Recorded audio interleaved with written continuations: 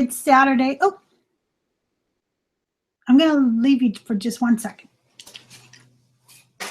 But I'm right here. I really am. I just forgot one of the things I want to show you today. So I want to grab it real quick. So you can look at my clocks and my pinball machine. This is a live program, so you never know what's going to happen. But, okay, I have everything now.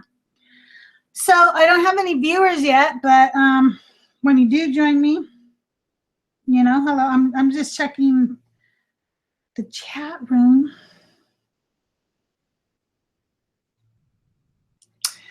Okay. Well, I'm going to go ahead and get started. Hopefully some of you will join me here at my YouTube channel this morning. I know you're used to me doing this on a Facebook Live, but I don't like the sound quality or the video quality, doing it that way and then trying to post it over here. So I decided to just do it directly from my YouTube channel this time. Anyway, so let's get started. I went out garage selling today, and I have to tell you, I went out early, and people who drive in my town just suck. That's what I need to say first. So my experience was driving down this main thoroughfare in my town to get to the streets where I go. There's this kind of loop I take. And I go by this one area that is all 55 and over. And a lot of times there's estate sales or what have you in that area. And I love it. You know, that's where I get a lot of vintage goodies. And so there weren't sales there that day. So I continue on the route. And there's this lady. It's easily a 45-mile-per-hour zone, but we live in California, so people drive 50, okay? And she's going like 25 or 30. But I need to turn right, so I'm just dealing with her going really slow in front of me. And this car next to me wants to squeeze in the half of length of car between me and her. And I'm not letting him because he can speed up and just go around her. For Christ's sake, she's almost at a stop.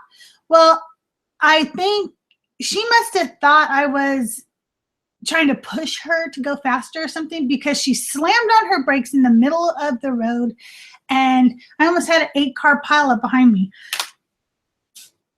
Got to the first garage sale, and you hear all the people complaining about her driving, and I thought that was hilarious.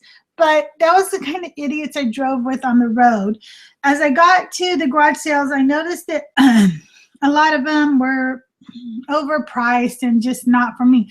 So it was not my best day of picking, but I can't let you down. I found a few goodies, okay? So let's start right here.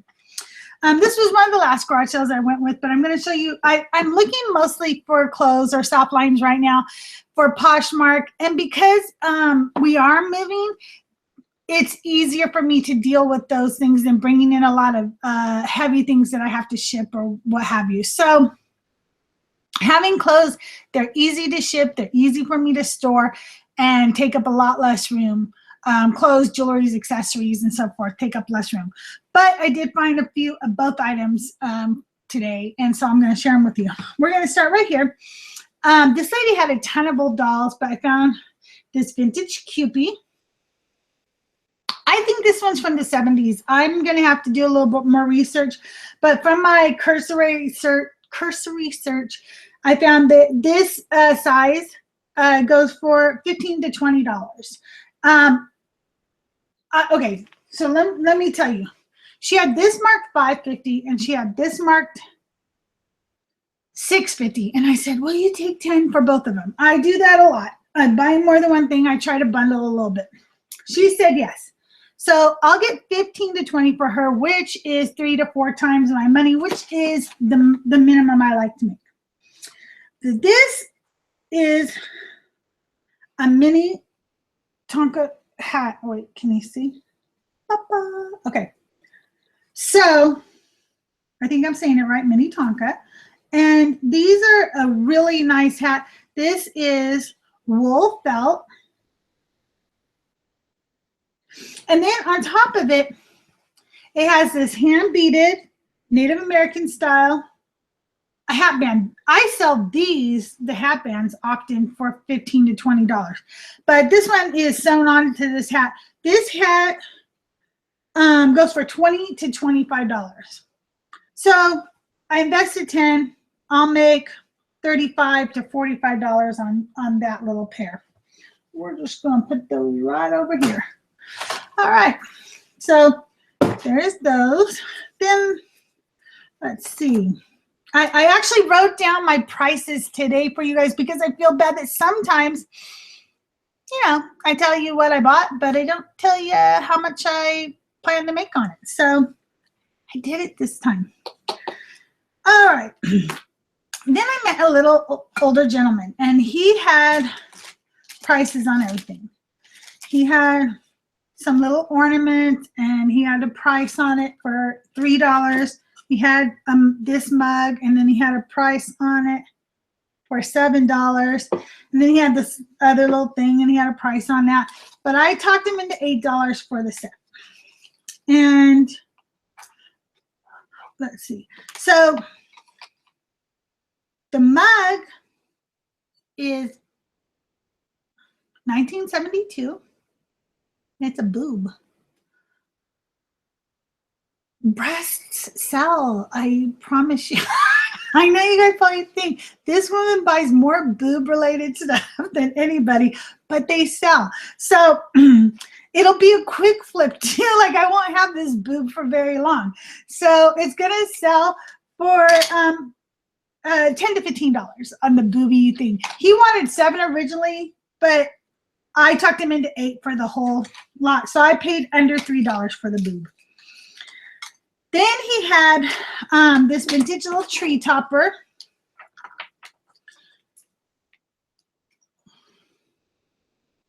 And it's cute. It's got a little candle in it. It's missing a couple of little plastic outer pieces, but I've sold them like this before, and I still get around $10 for these tree toppers.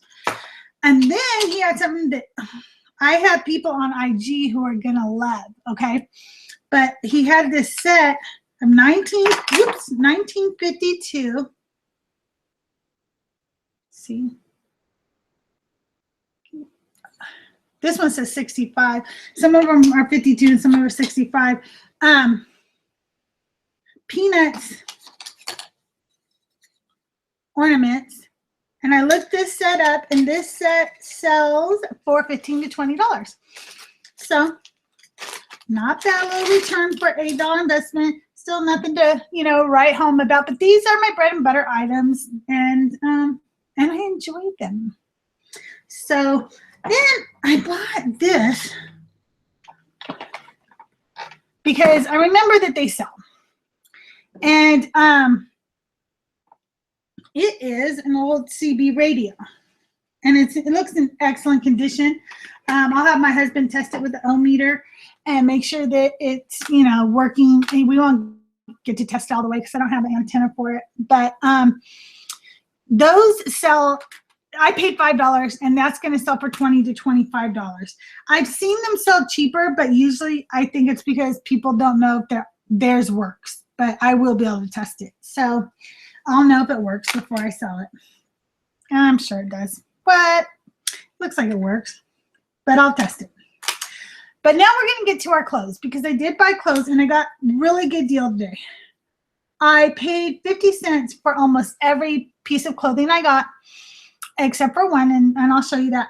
But most of the clothing, well, all except for one piece I bought were extra large or larger.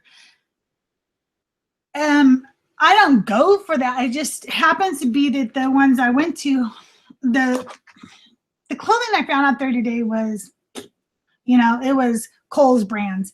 And I can get Kohl's brand on clearance for as much as they're asking for it at the garage sale. So I don't buy Kohl's brand clothing. But extra large through, you know, 5X and stuff, that sells very well if it's nice clothes, because I think I've said this in videos before. Overweight people cannot find nice clothes. The clothing industry stops creating nice clothes for anyone over the size 16. I've been in the retail business. This isn't me just feeling sorry for myself. This is an actual fact. As a matter of fact, it's so true that Khloe Kardashian just started a new line that goes from, a regular size, like a size, I don't know, like a really small size, like size 2, all the way up to a size 24, because when she was larger, she found out you couldn't get cute clothes in the larger sizes. And she thinks that the same clothes should be available to all size women, which I do too. So we're going to start with this lovely sequence piece right here.